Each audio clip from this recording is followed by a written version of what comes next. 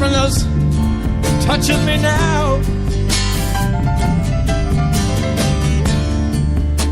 Oh, no word came from and how, but when I hear you gently sigh,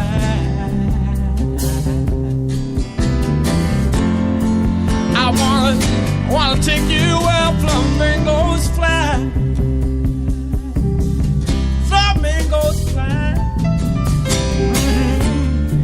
Way over yonder, in the clear blue sky, that's where flamingos fly. Flamingos fly. Way over yonder, in the clear blue sky, that's where flamingos fly.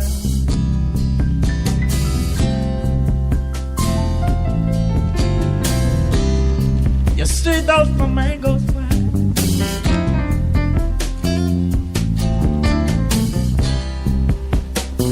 You see those, you see those, you see those, you see those, you see those, you see those flamingos fly. Look over yonder. Look over yonder, darling.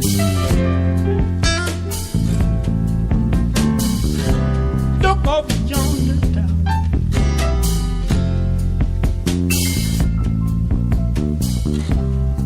You take it by the ocean.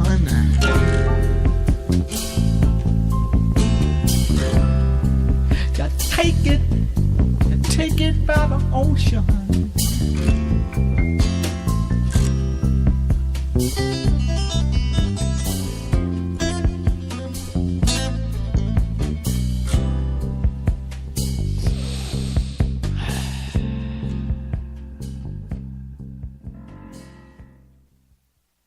Here we go.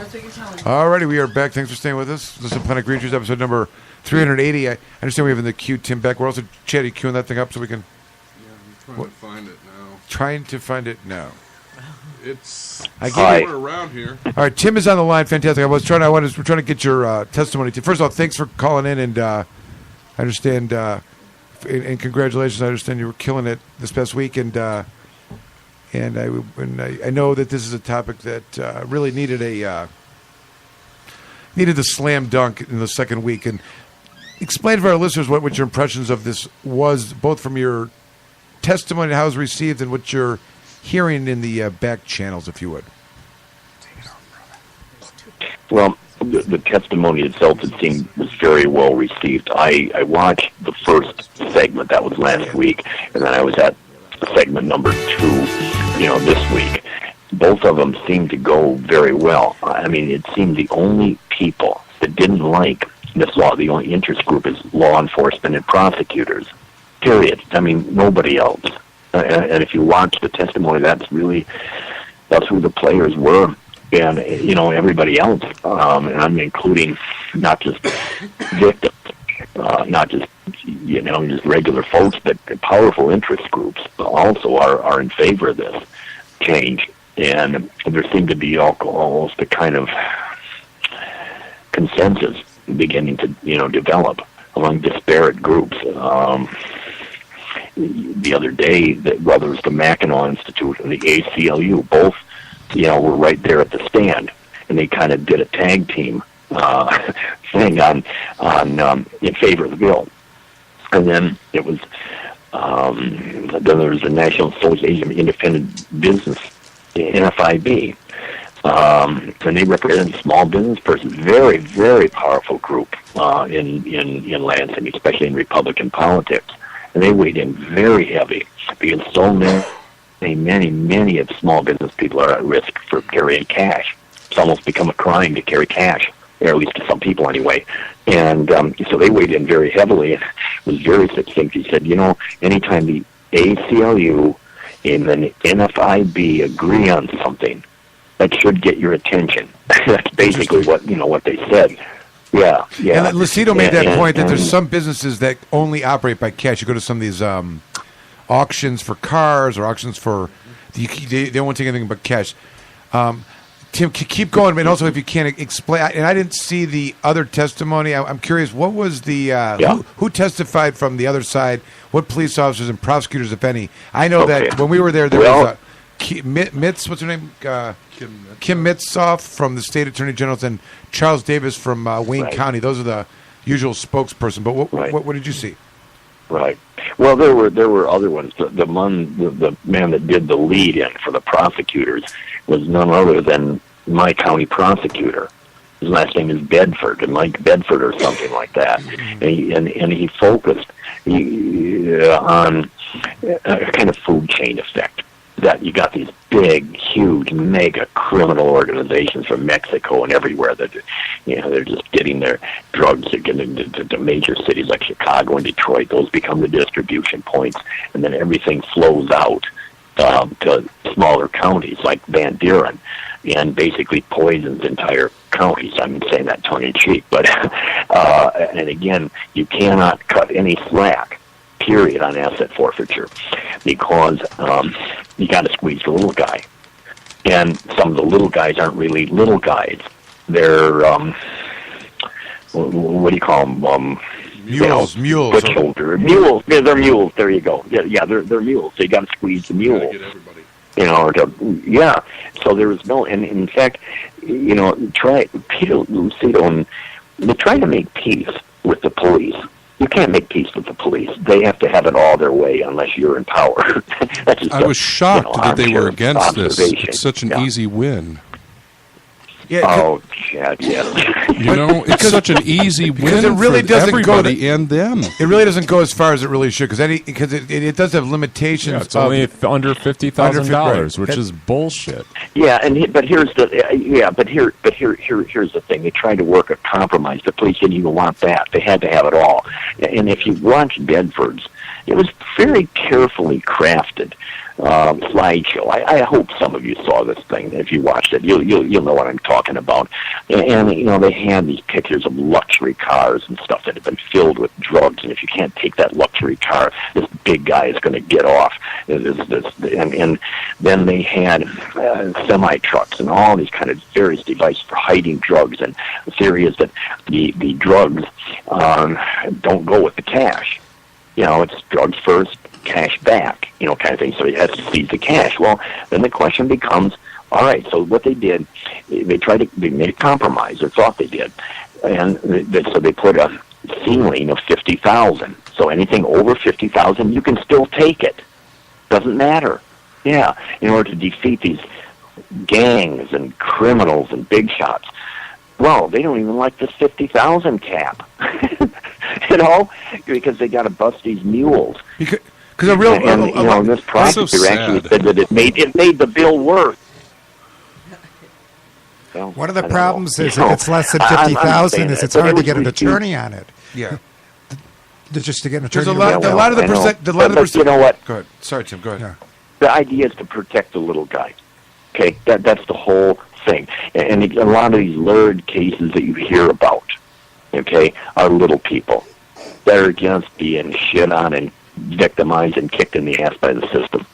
Now, they went after that woman from St. Clair County. Oh, she's really a drug dealer. Oh, we had three controlled by them. Yeah, this and that. And she deserved to have her house busted in. Yeah, that one. Yeah, he's an asshole. He was going after Ferguson at the second. Did he show up and testify against her? Yeah, he showed up and fucking counter-testified against Ferguson. This is bullshit. Yes, he did.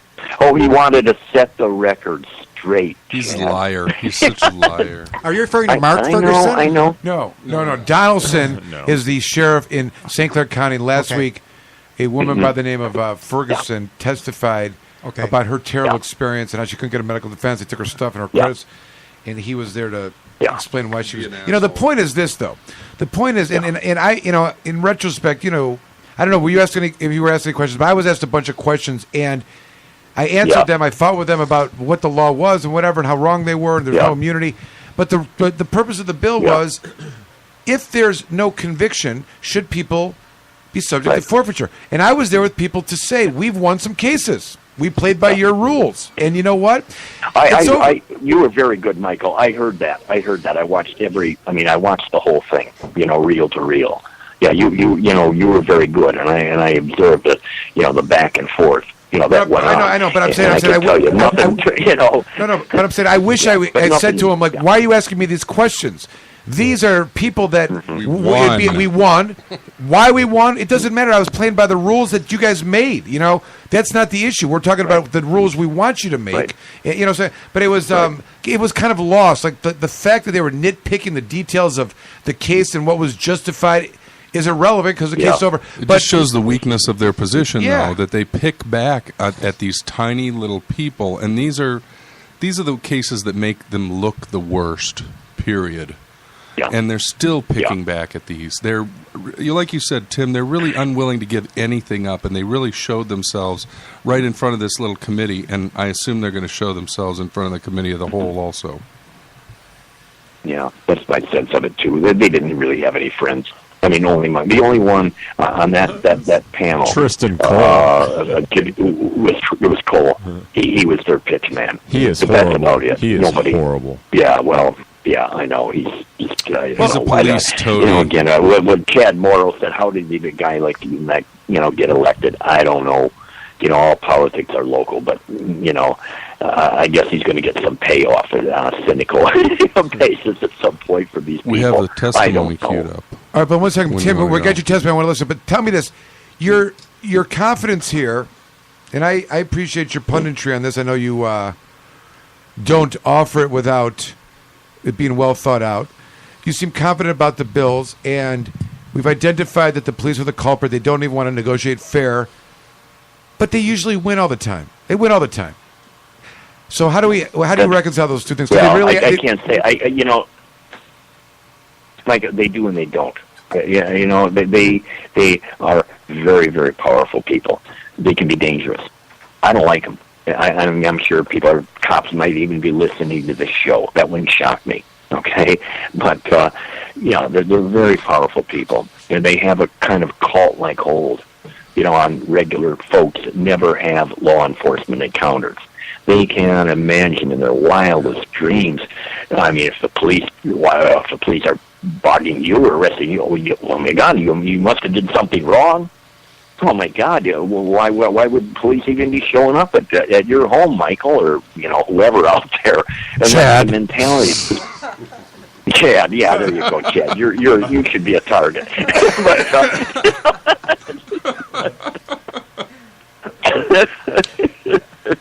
You're right. They got a lot of. They present themselves as the enemy, and I think that was some of the testimony. There's a lot of real. I thought that. Like if you laid out the various positions, we had victims, we had lawyers, we had retired police officers, we had the police officer that trained them and explained how it got out of control and how important it was to be conservative in this area because otherwise it has the potential to really polarize the view of the citizens of the police, and that's something they can't lose, and we're past that. So to stay in this position means to embrace not being loved by the citizens, not trusting the citizens, instead of submitting to, an olive branch or something that's going to, reasonableness, right? It may even, make their job, I would say, easier. That's what you'd like to think, but, in my own understanding, I'm a victim of my own encounters, but I think there's a lot of people get into police because they're basically sadistic and they like power and they like to be able to lord it over people. Yeah. I mean, I'm speaking anecdotally. I mean, basically, my high school graduating class, some of them, 125, some of them got into law enforcement. They seem to always be the kind of the bullies. And I'm just talking anecdotally, but again, from what I've personally observed and what I know about being involved in the cannabis policy reform, any of us, we know more than a whole lot of other people do, and watching and observing and even being the subject of injustice. But most people don't understand that. I mean, I remember dating myself, of course, but if any of you out there remember Dragnet. Sergeant Joe Friday. Oh my God, the guy, he was really good. I mean, he was really square, just the facts, ma'am. You know, and, Right. The perp always got busted, and and everybody agreed, yeah, that's the right thing. Well, it's not like that anymore. I mean, maybe it never was, but